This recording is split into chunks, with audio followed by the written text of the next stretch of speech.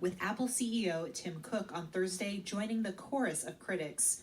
Major U.S. companies are challenging the law, which many critics say suppresses voting among Black Americans and other racial minorities.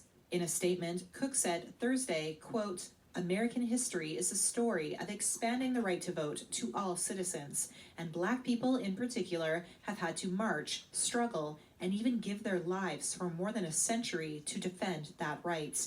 The Republican-backed Georgia law, signed last week by Governor Brian Kemp, strengthened ID requirements for absentee ballots, shortened early voting periods for runoff elections, and made it a misdemeanor for people to offer food and water to voters waiting in line.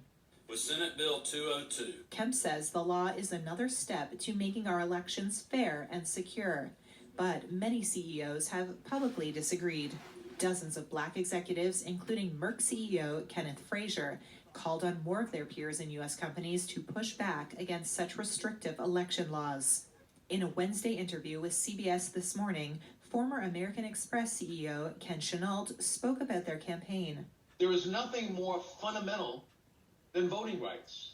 And the reality is what we're doing is we're calling on companies not to make just general statements about the importance of voting and voter suppression.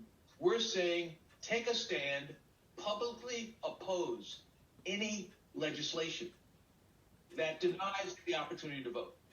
And on Thursday, Delta CEO Ed Bastian told CBS This Morning he disagreed with the final bill after the airline on Friday had praised it.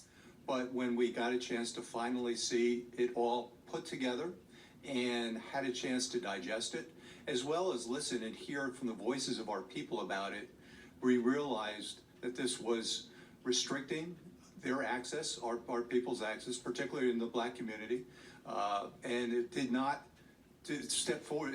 It's important that we take a step forward here. Governor Kemp on Wednesday criticized a company memo by Delta CEO who called the final bill unacceptable. Kemp said the memo, quote, stands in stark contrast to our conversations with the company and ignores the content of the new law.